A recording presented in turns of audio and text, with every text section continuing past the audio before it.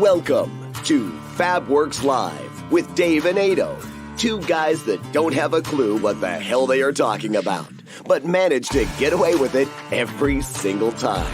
So, without further ado, on with the Fabulous Show.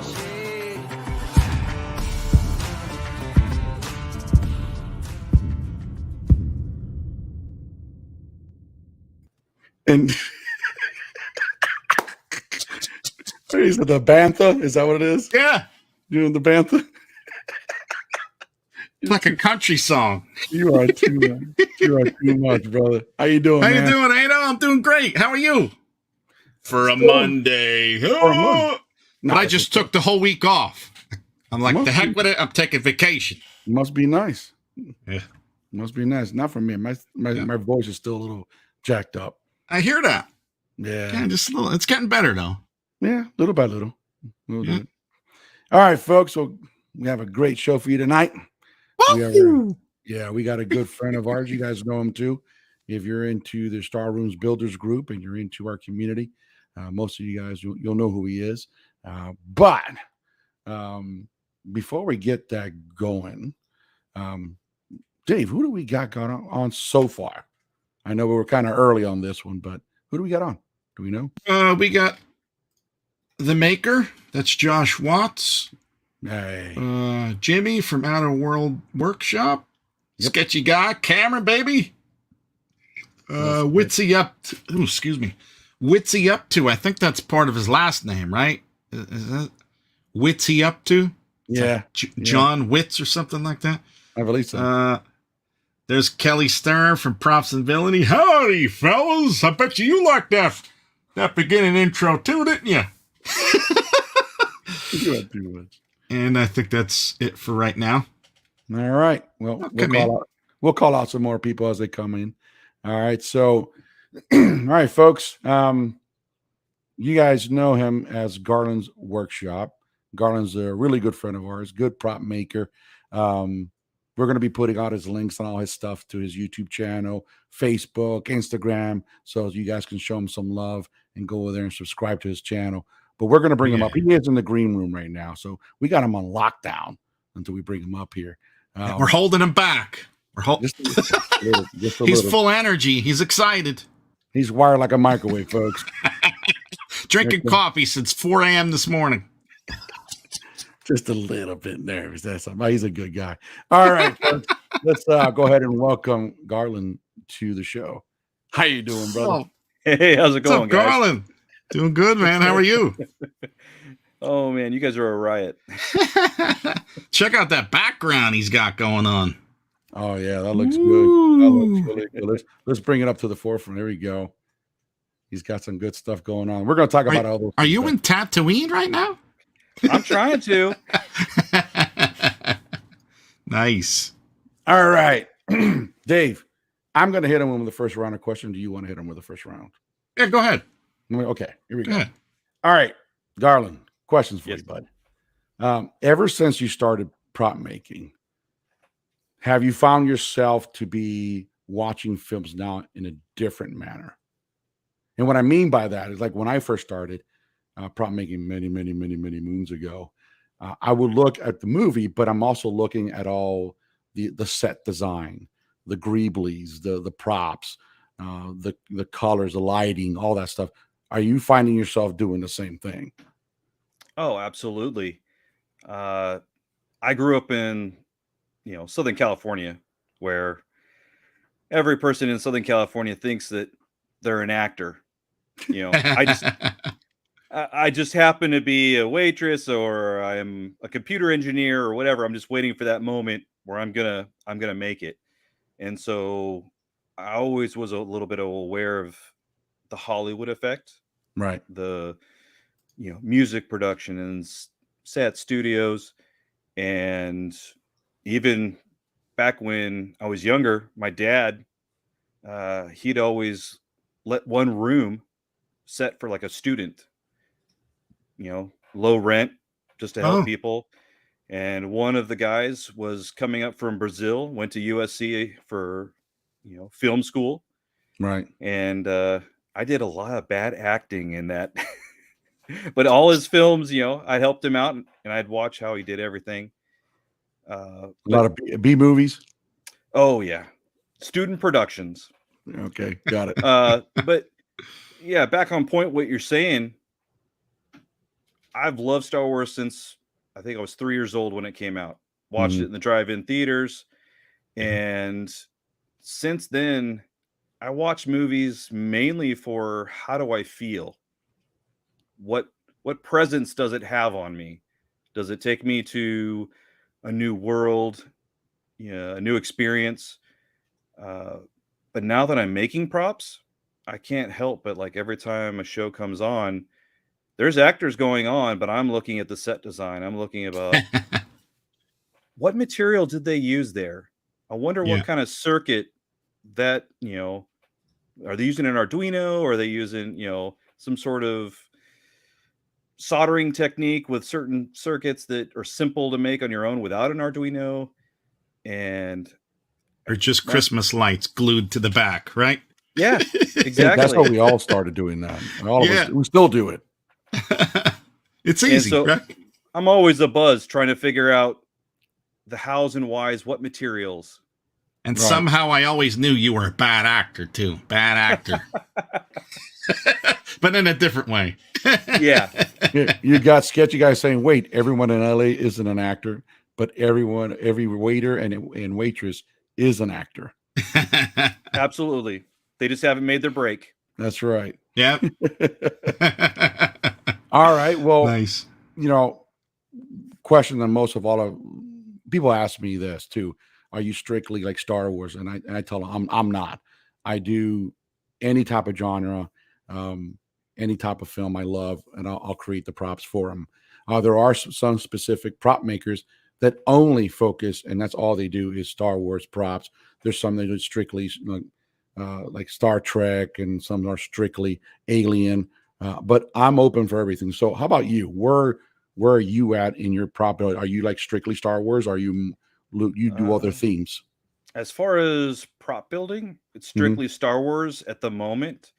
But that's not going to stay that way forever. It'll probably be the 50% at least. It'll always stay in that realm. But I like just about every genre that's out there. So it could be Aliens, Firefly. There's so many good shows out there. Like I was just rewatching some TV shows like Warehouse 13. Right. I mean, they got like 1,000 props in every episode, and they all look great to try and replicate. Or Eureka. But I figure there's so much more Star Wars information out there in the prop world, and since I'm still kind of learning, right? Oh yeah, I mean, we all kind of started our channels around the same time. Yeah, and I'm learning from the people that've been doing this for a long time. They just started a YouTube channel new, but there's a lot of experience there, so I'm trying to glean all that experience so that I kind of know what tools, the techniques, and then I can kind of branch out into some of the other themes. Yeah. Okay. I like this, what Kevin says. Not everything is a juice lid, but a juice lid could be anything. Well, love that. Absolutely. Yeah, that's off of, if you saw Sketchy Guy's responses, do different makers see items differently? Not everything is a juice lid. Yeah. And then Mod 4 put this one out. Ado's a prop, a mercenary. No allegiance to anything. Love you, bud. Yeah, that's Jake. The juice lids. I think I've been saving those since the first Smuggler's Room episode that I saw. I think I have about 3 boxes full of them, but I never use them the way he utilizes them. I use them as coasters. I use them as, little pucks so that I could paint up on things. Yeah. I'm always using them though. Yeah, I got boxes of that simply juice lids. It's every kind of lid too, like soda pop, every type of lid I have. And I blame Brian too, because he started that hoarding process of me, which I never had, is because of him. Absolutely. I don't drink orange juice, so I'm thinking about 3D bottle and an orange juice lid so I could have some.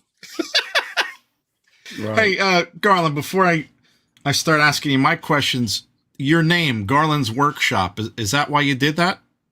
Because you want to have everything? That's kind Make of different props? where I kind of settled down and figured out what I wanted to do was I didn't want to be pigeonholed into just one thing. So I Yeah. kept it broad. Right. I before all this, I have no experience with making props. I have no experience in filming, recording, or making YouTube anything. And so when you're making all your social media for these things, and I'm not a before all this, I didn't do social media. And so I'm starting to have to figure out like what would my name be in the, what's the title? I still Yeah. have no slogan, you know, Yeah, I don't like really either. like a bunch of people have slogans and stuff. And then I just didn't get worked up about it. I just kind of said, it's my workshop. That's where I'm going to be building my room. That's Keep it right. simple. All right. What got you into it? Is it because of the social media that got you into the prop thing? Is that what? I think it would be the pandemic. COVID? It Yeah. was COVID, 100%. Yeah. Because typically I'm a sports guy and I'm a DIY guy. Right. If there's something on the house, the car that I don't like, I'll customize something. I'll rebuild it. I'll add to it. The pandemic hit, and then work is like, you need to stay home for a while. And Yeah. then TV shows and movies started drying up, so there was nothing to watch. So what do you get the family entertained about? And so all my kids do social media, and Right. I'm a huge family guy, as in the general sense, not the TV show. And so whatever they're doing to stay relevant, I kind of try and mirror those things so that there's a common speak. I'm always relatable to my kids.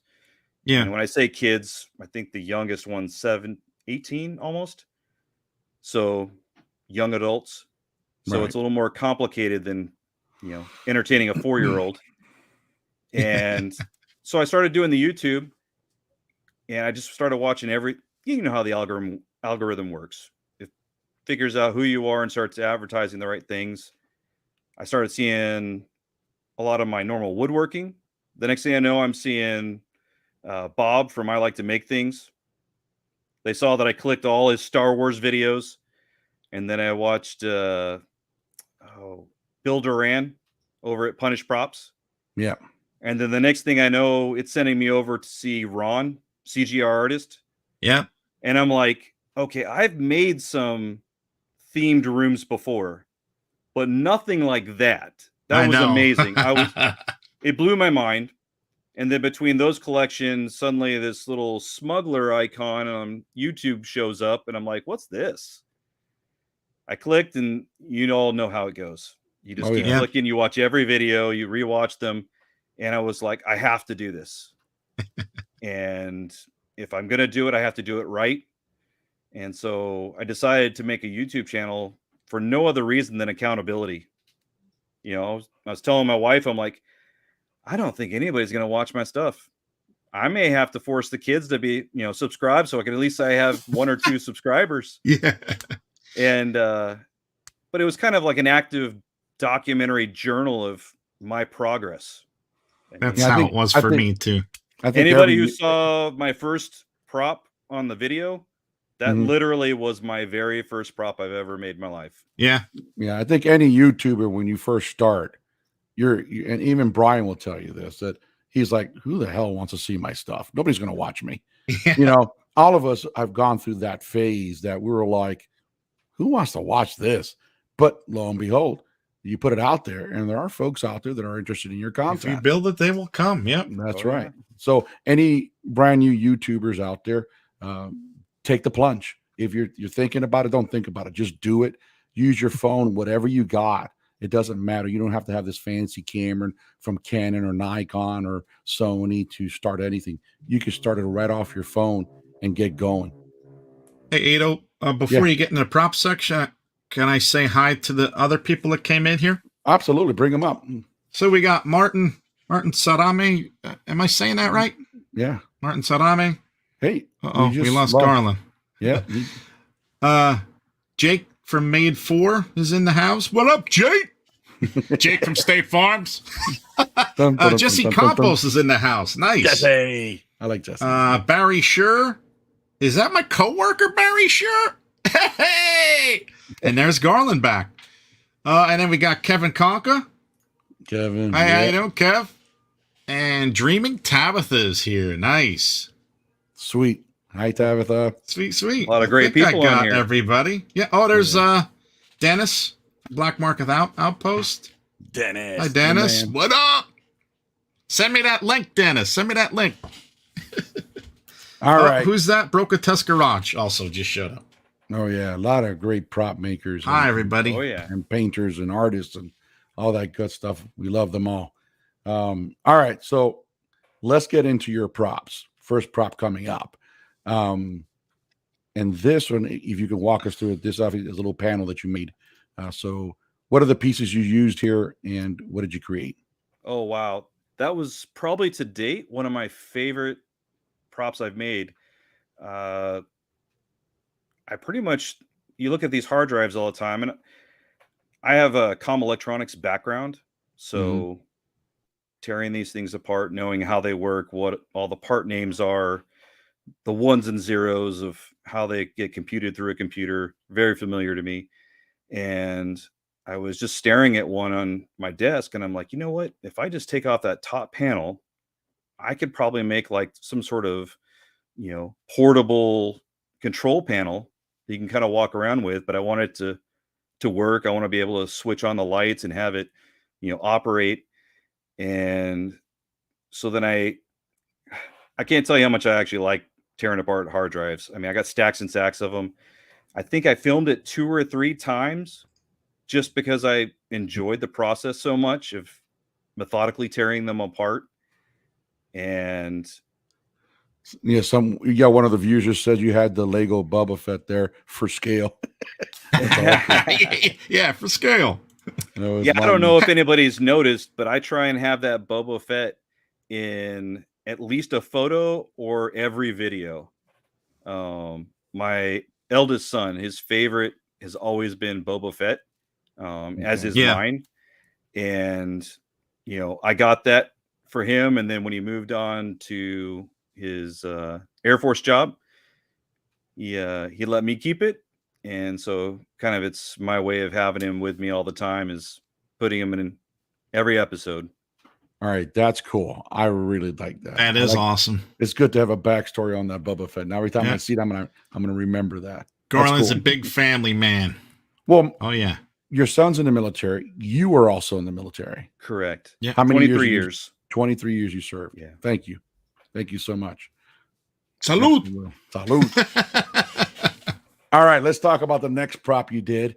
And this lot of what you got? Dan Arena just showed up. Hi, Dan. What's up, Dan? Hey. All right. The next prop, a lot of prop makers kind of go into this next prop that I'm going to show. And it's your cell phone data pad. Really a nice prop to come in, entry level type of deal, but it looks so good. That's a sweet color too. I like the colors you picked on that one. I love the chipping effect you made on this one. So walk us through, how long ago was this prop you made?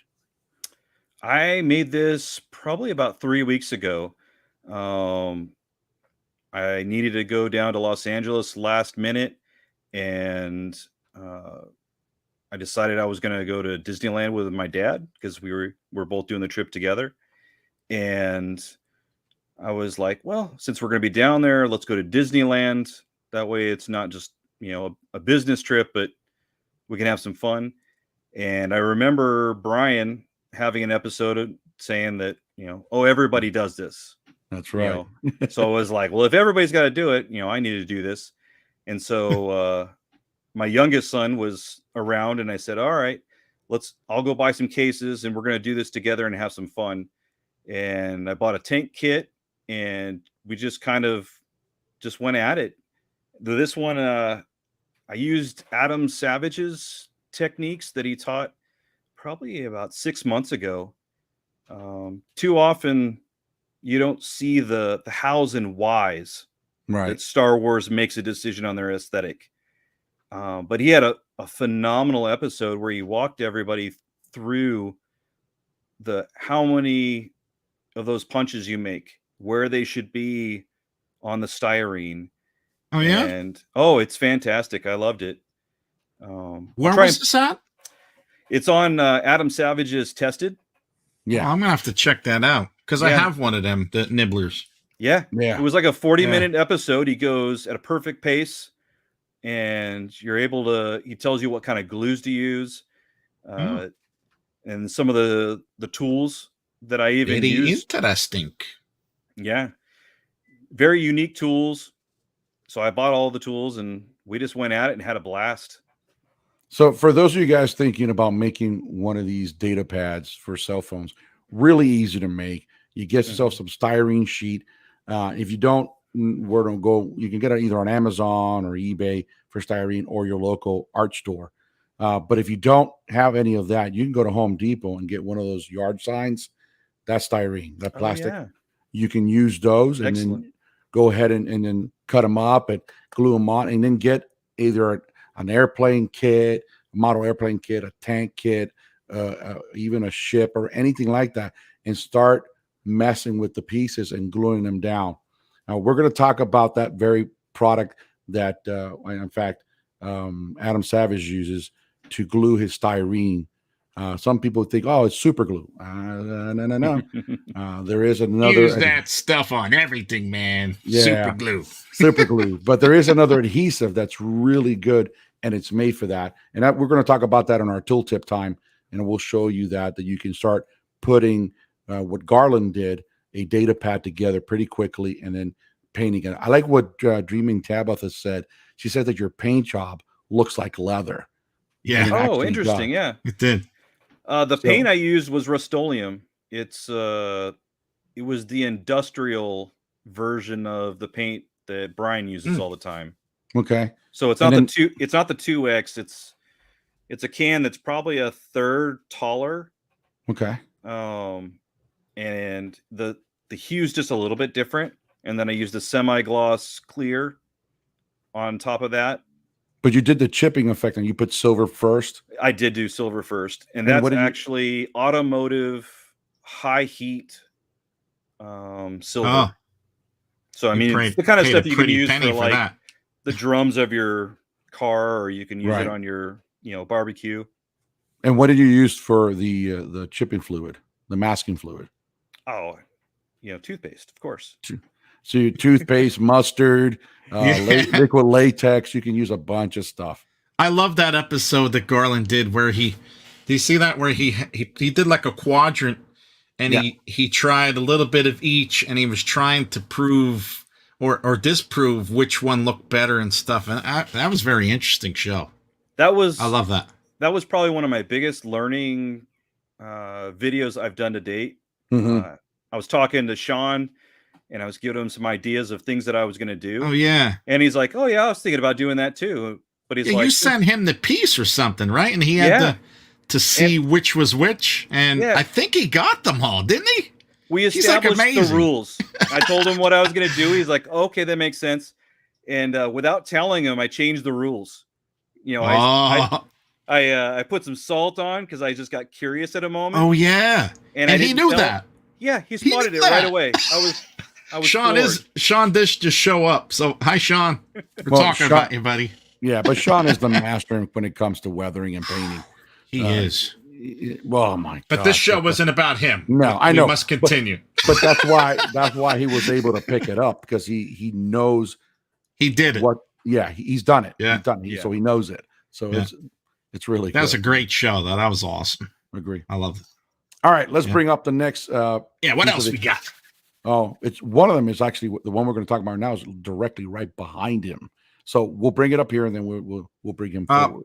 One tough enough for you is in the house too. Hey, Tough. What's up? What's up? All right, here we go. This thing is sweet. Now, if you guys notice, there's also a LED panel, or you got tactical HUDs flowing through there, right? I do. That's courtesy of you and Jamie Dole. Nice. I don't know how to put the HUDs together yet. That's on my bucket list. But We'll get there. Jamie put out some posts about, you know, his HUD, and so I contacted him and said, "Hey, could I borrow that? Because I got a DVD player that's begging to have a screen in it." And that's pretty much what that whole prop is. I took a DVD player, and everybody knows the cost of wood lately, so I used the DVD player case, like the carcass, as the, you know, the case for that entire prop. So all I had to do was put a MDF top on it, and then I used. If anybody's seen my videos, they know I like making panel openings. I love circuit boards being exposed, but this one I used a little bit of acrylic to, I don't know, make it a little more moodier. And the circuit board that's actually in the top right, you know, that's the control board from the DVD player. That looks really, really good. It was I have fun. a question about this part. I was watching this video the other day, and I seen you. It was like translucent, where it kind of looked like you could see through it. How did you do that part on that prop? On the top right panel? Yeah. That's just an acrylic panel. I went on Amazon, found a smoke red. Okay. There should be a link, I think, on that video. Well, I remember something. It kind of looked like acrylic or something, but there was like black writing and everything, and you kind of slid it into like a little window or glued it. I think you're thinking maybe of a different prop. The Luke Skywalker hands for the challenge. Maybe. Probably. Yeah, but that's. Did we show that one yet? From a TV. No, so don't get ahead of it. All right. I thought it was that one. I thought. Now the next photo that's coming up, I love this because it gives me, when I look at it, it gives me that old school sci-fi Sigourney Weaver, aliens type of vibe. Very clean prop. I think it's pretty cool. You made this out of microwave parts, right? Yes. Folks, check this out. So this was 100% a microwave. To date, I don't think I found more cool things that I could have made from that microwave. I was tearing everything apart, and I said, "There's no way I can do just one prop." And so I made two. I made the little communicator, and then I made the Tantive 4 walls. That's what I was thinking. Tantive 4. Yeah, that's what I was aiming for, but I could definitely see how is a kind of a generic sci-fi look. Right. But when you're looking at the microwave, they typically have that bump out. Yeah. And, when you're looking at the original movie, a lot of that stuff was just geometric shapes and bump outs. Gosh. So what is that little handheld piece?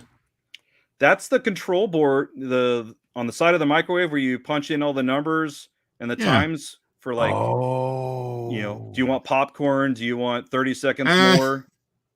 That's all that is. So did you just cut it, and how did you do that part?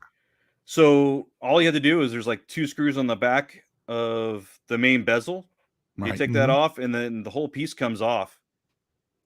Oh. And then I would say almost 90% of the greeblies that are on it are all medical parts. Wow. Like as a family, everyone's on the hunt for greeblies for me. And, my wife put a box that says, the greebly box, and it's right next to the front doors, and everybody's trying to drop off the coolest greebly and see if it can get in the next video. And my daughter, she's a type 1 diabetic, and my kids have some other medical ailments that produces a lot of very interesting medical devices, and they were delighted to see those, greeblies put into one of my props.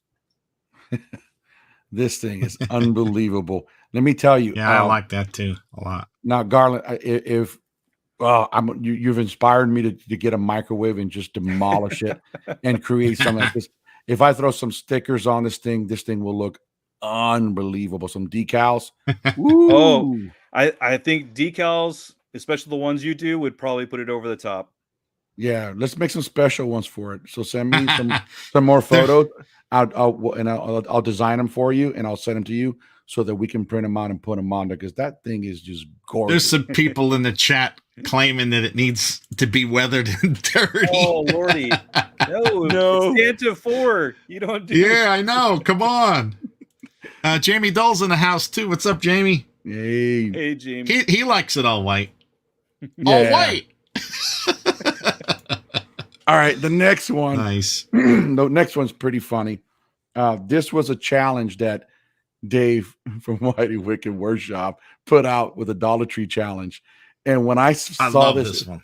When I saw this originally, I was scratching my head and I'm going, Garland. Were you laughing?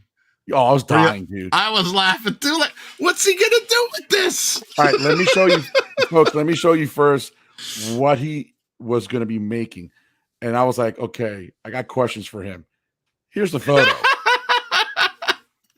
Okay. I love it. But what it turns out to be at the end, it's absolutely gorgeous. It's pretty unique and creative what he did with this little pink and purple blue little girly iron. And this proves that he could think outside the box. Oh, I'm telling you. Absolutely. For real. He's got the eye now. All right. Everybody saw that photo. I'm not going to leave it up. Yeah. I'm going to show. What's it going to be? What's it going to be? Any guesses? Let's see. Can anybody guess? If you watch this show or if you watched his YouTube channel, you probably saw it there. If you went to Dave's Facebook page, you probably saw the final result there. But can anyone guess what he turned that? Put the picture back on. Let's see if we can get some. Yeah. What's he going to make out of it? Well, we got a Boba ship from Kelly. Okay. Anybody else? Cameron's just laughing like he always does.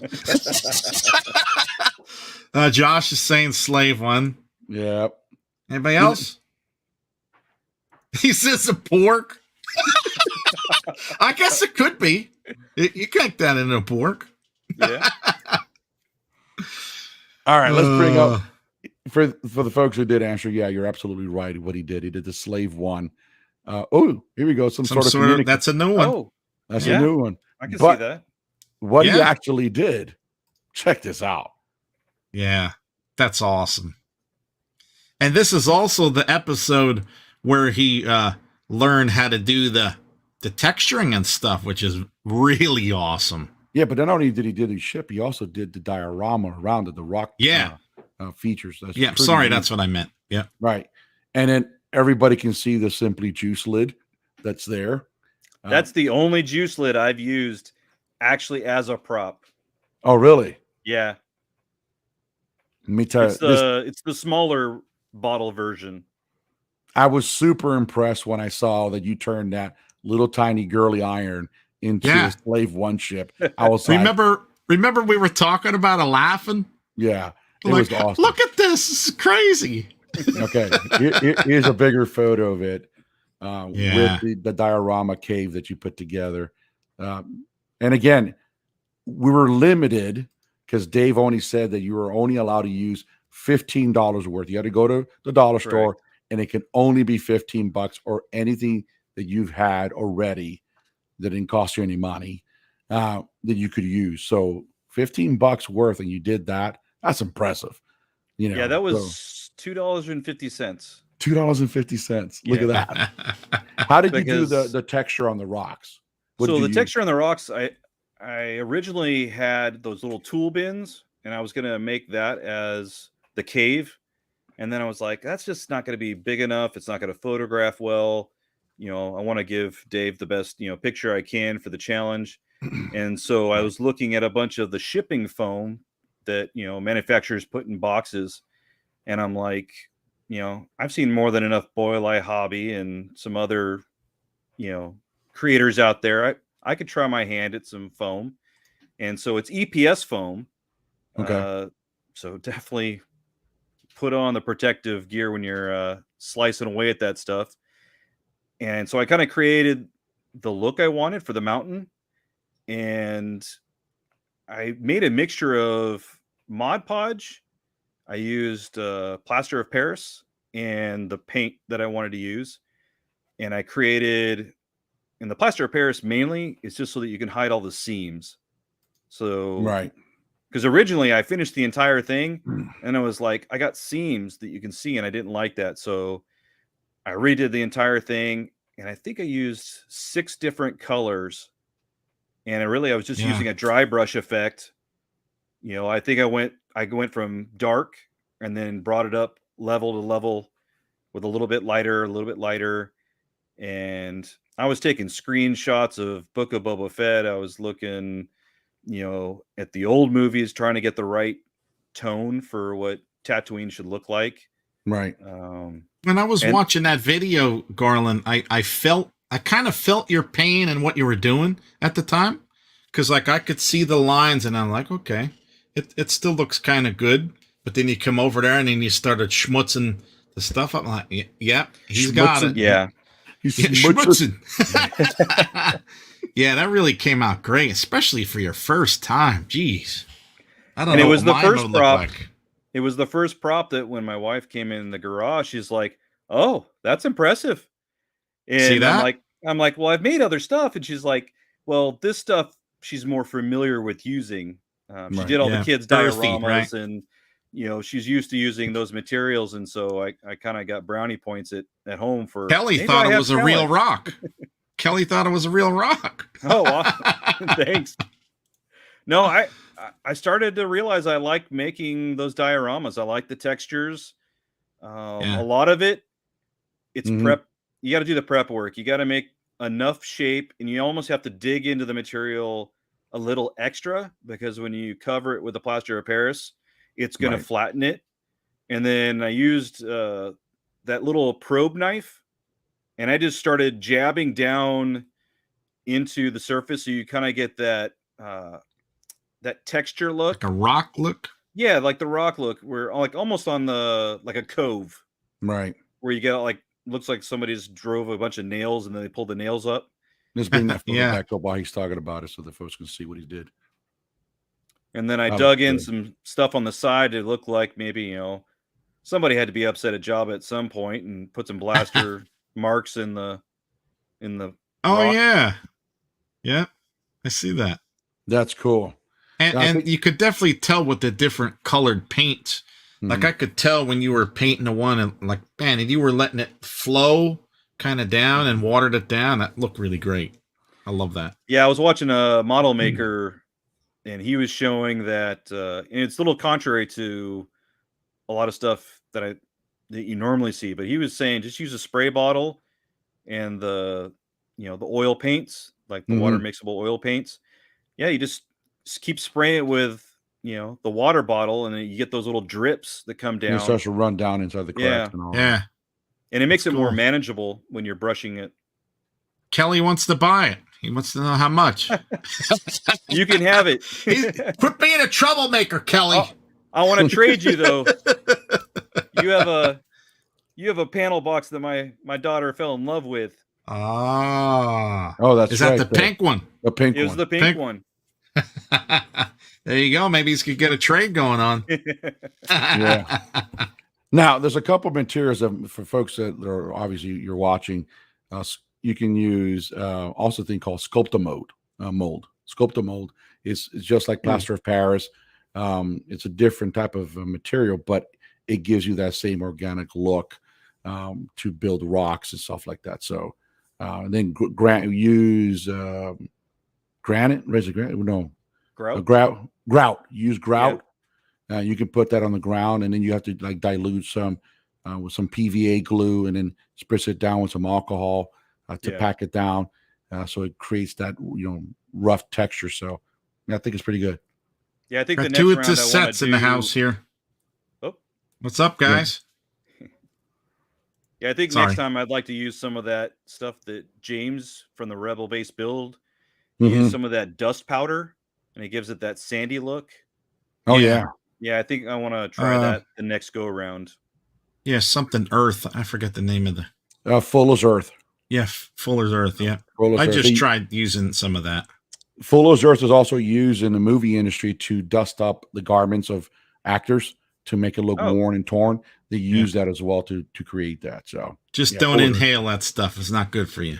Yeah, my only recommendation with a plaster of Paris, do it somewhere that you don't mind getting messy, because yeah, you're gonna jack it up. Wow, it gets everywhere. Yeah. Jamie Dull says Monster Mud is another good material, joint compound and latex paint. Okay. Yeah. Yep. Most of your Halloween haunters, and that's why Jamie, he knows that, Monster Mud. I've used that plenty of times too. So you're absolutely right. Joint compound and just latex paint, regular either indoor or outdoor latex paint, and mix that up, and that stuff is good. Nice. Dry lock is another one. You can buy dry lock, and that also, like, folks make tombstones out of it, but it has this gritty texture. I was asking Jamie about that while I was at Lowe's. It's like, which one do I get? And he's like, yeah, the one with texture. So thanks, Jamie. I think I got the right one, but I'll try it soon. Absolutely. So you have multiple ways to create that rock texture, but the foam is what's key. There's either in pink or in blue, depending on where you're from and what city you're at. It depends on what they're carrying, the EPS foam, but you can carve that out. But yeah, definitely wear a mask, especially if you're sanding that stuff down. You don't want that stuff in your lungs for sure. All right. Next photo. This was kind of cool and kind of creepy at the same time. I know which one you're talking about. Yeah.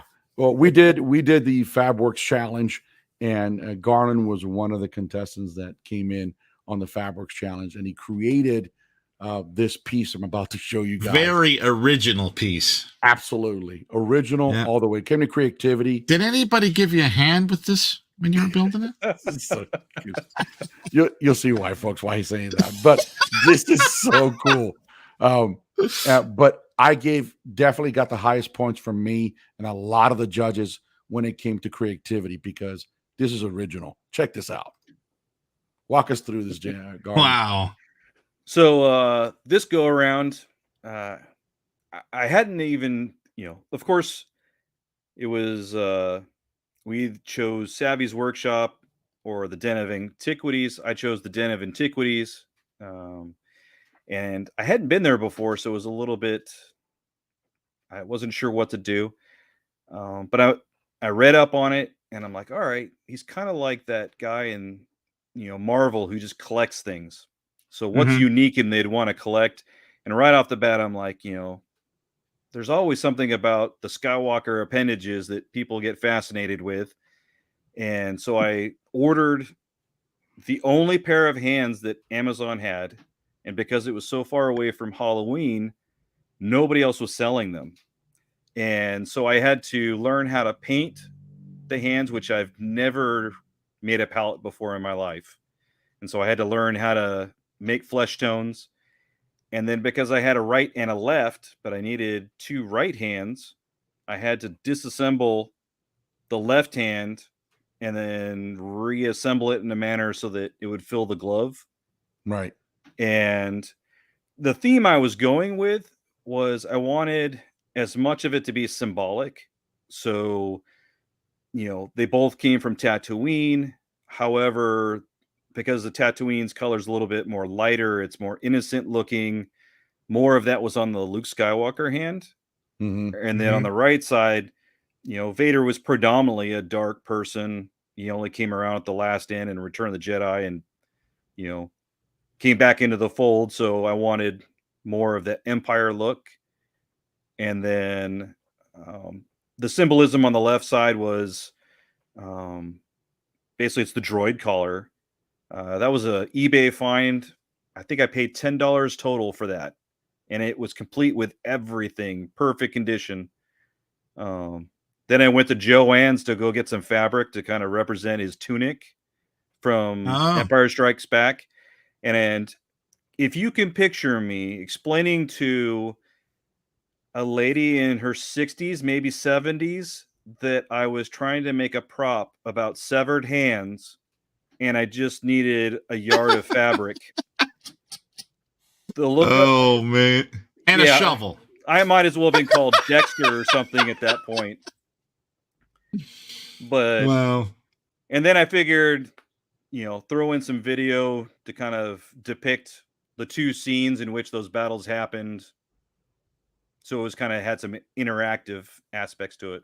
No, listen, by far that thing was really, really cool and very unique and creative. When I first saw it, I was like, is that a severed hand? And I'm like, yeah. Oh, it's Luke's. I can see the glove. Okay, I got it. Yeah, and very good idea. Love that. Sure. And the texture around the box, is that joint compound? What did you use? No, I used unsanded grout. Okay. So when I bought the house, the previous people left a bunch of stuff behind. I was going through the cabinets because I ran out of the plaster of Paris, and I found the grout, and I'm like, I'm gonna use that. And I think I put it on Instagram. I'm like, hey, here's what I'm working on, and I just gave like a sneak peek, and everybody's like, you making a cake? And that's pretty much how I put it on. I mean, I had like a little knife, and I was just putting it on, slathering it on, making sure it was lumpy enough. And then you just sand it down just a little bit. So you much like if you've ever drywalled, like sheetrocked, right? Where you just kind of knock down the texture. If you want like an orange peel wall, it's the same method. Right. You kind of get those bumps and waves. Well, it came out beautiful. Great job. Really great job on that one. All right. Now it comes to the part of our show where we talk about tool tips. I'm going to go first so that way everybody can see what I'm doing. I'm going to bring this up. For tool tips today, for those who are into prop making, when I use styrene, I use this adhesive, the 2354 from Sure Grip. It's an ABS styrene. It's almost like water consistency. I use a regular paintbrush.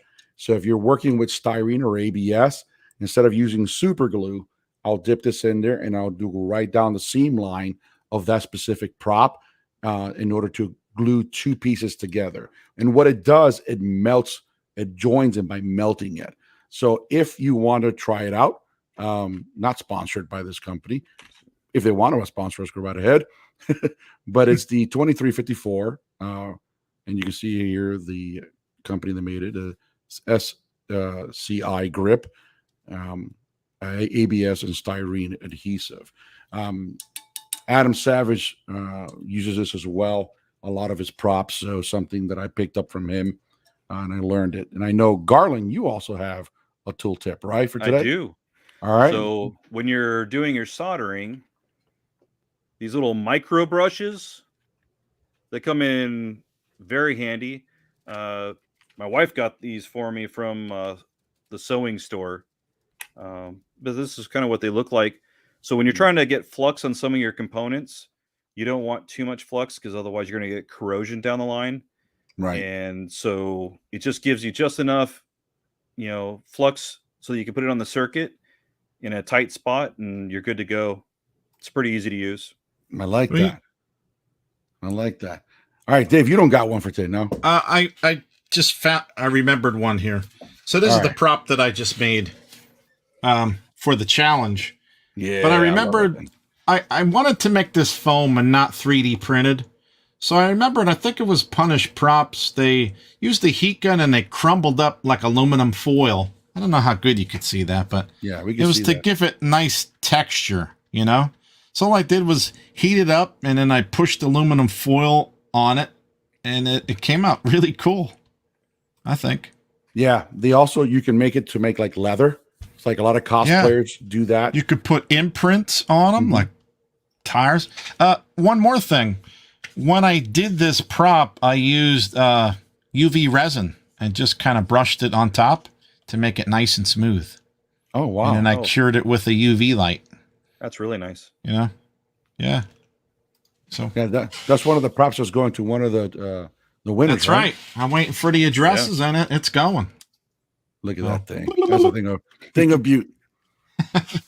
All right, let's go to our Q&A moment. Hopefully we have a bunch of questions for Garland. We got a bunch. For us. All right, Dave, hit us. What do we got? Garland, what is your favorite thing to build right now? Small or big props? And that's coming from Kelly Stern, Props and Villainy. Oh, wow.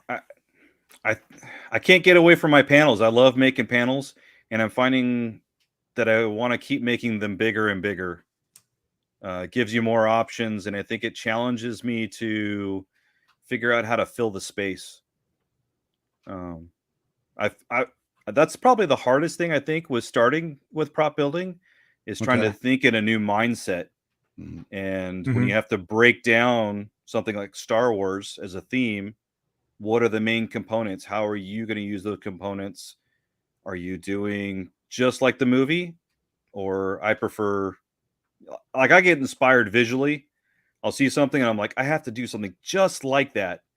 And then by the time I'm done, it looks nothing like it. It's just inspired.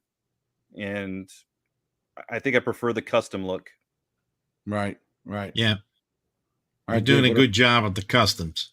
What else we got? Sketchy Guy says, Garland, are you still in Cali? Oh, of course. I'm in my board shorts and flip-flops right now. Yeah, is it hot there right now? Oh, well, today is nice. Today's, I think, like only in its mid 80s. But yesterday it was like 105. California has the best weather no matter what. You come down to Florida, that's where you're dying. Too much humidity. Yeah. Yeah. Bad. Want to take this one? Any suggestions for creating content for YouTube? I'll just start. And I had a good conversation with Dave and also Sean about this topic maybe a month ago, because I get so excited about things, and I always try and figure out how to do something and then pass it on so that other people can do it, because they probably can pass me up really fast and I'll be impressed with whatever they're doing. I just want to see more content, because I mean, we're all in the, the Facebook groups, Star Wars room builders, and we'll see something and we're just like, that's amazing, but I need a video. I want to see every angle of that. Yeah. If only they made a video. So my suggestion is, just don't worry about all the details. Make the channel, make like an Instagram. There's nothing easier than Instagram. If I can learn it, you can learn it, and use simple tools. I film everything with my phone. I airdrop that to my iPad. I use iMovie, which is free. Right. And so, I mean, there's $0 investment in the beginning. Use the simple music that comes with YouTube Studio, and get inspired to do something. Most of us, we all start with behind the camera. We put in some text of what we would have said, or we would have acted in front of the camera. And you're just going to get inspired to not only build props, but also make better videos over time. But you just have to Post-it notes are your friend. Oh, yeah. I have them all over the place here. What is it, Dave? You tell me all the time. You're like, just go do it. It's as simple as that. You just get the camera, hit record. That's my thing. Yeah. Just do it. They say that you need to do 100 videos to get good. And the less you watch of other people doing it, the more you build your own style, I think. Right? Yeah. So next question. All right. What we got? Another one from Kelly. What's your goal for all your builds? Are you eventually building a room or just props hanging up in your shop? Yes. My goal is to 100% have a room build. Originally, I wanted a Firefly room, but there was no examples of a Firefly room. Right. Eventually, a few of those clicks of searches of Firefly room over and over in YouTube led me to Star Wars, which everybody's doing. And so I was like, okay, let me learn over there. I love Star Wars, so that's easy enough. My goal is to make Star Wars on one wall in my garage, and then I'm going to try and find a way to kind of seamlessly cross the ceiling, and then over to the wall behind me will be the Firefly wall, and then the back wall will be aliens.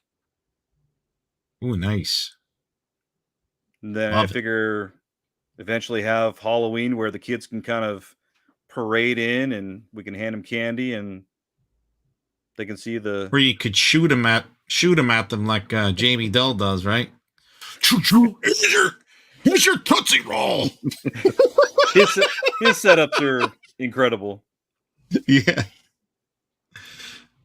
All right. What's your dream build piece? What's the ultimate?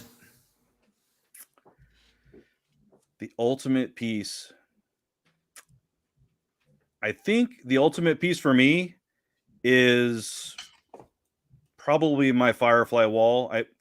I'm trying to find a way to, in a small form factor, build a part of the ship so that it may be a cabinet, it may be like a bunch of drawers, and then I'm just using the tiles of the ship across the drawer fronts, but something so that when people look at it, it's not identical to what's been done, but it's inspired by. I need to watch that show to see what you're talking about. Yeah, and if I could do anything to make Slave One in my ship, like in my room somewhere, that's like one of my favorite ships. There you go. Oh, don't you mean Boba Fett's starship? Yeah, was it Starbright or Stars? Oh, it's terrible. Starship. I'm pretty sure it's just Starship. I don't get worked up over what they call it. I know what it is to me. It'll always be Slave One to me. Yeah. Ada? All right. Take that one? Yeah. Garland, what's your bucket list prop or set to build? I think I'll go with set. If anybody has gone to my channel and seen in the playlists, I have one specific playlist. I don't know if everybody does it or not. It's just an idea I had. It's a big, long playlist of all the things that I continually watch over and over. Punish props, particularly the Fallout videos that he does. I love watching those. If I need to be inspired, if I need to feel good that day, that's the video I start off with, and then it's just a list of all the people that inspire me or their props. Mm-hmm. I would like to kind of, whether I film it or not, I'd like to make those props that are in there and also kind of film it, because some of it is so fun. Like when Bill Duran's got two halves of a nuke and he's clomping to the music that it looks like Monty Python. I'm like, I got to do that. I got to film that and have that excitement. That's definitely a fun channel. That's definitely fun. So you're right. Like I made the phone case, I one of these days I'd like to make a cosplay set of armor like, what Sean does. Yeah. So there's a lot of things out there that people are making copies of what's in movies. Right. Yeah. I just want to make their versions of what they were copying. Yeah, right. Because they came out so well. For real. All right. We got one more, Ado. One more. All right, let's wrap this up. Let's go. Yeah, this is a silly one. It's a quick one. Garland, would any of your props have fur on it? Kelly, I'm telling you, man, you better watch yourself. Holy smokes. You don't have to answer that. That's just a joke question. All right, folks, Here we go. Garland, leave the fur out of it. Don't go into that. You don't want to. You're going to go into a rabbit hole. I'll build a panel for that Ewok head. Hey, listen, that Ewok head was pretty cool. That was phenomenal. That was cool.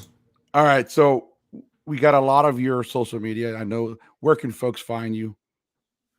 They can find me on Facebook under Garland's Workshop, Instagram, Garland's Workshop.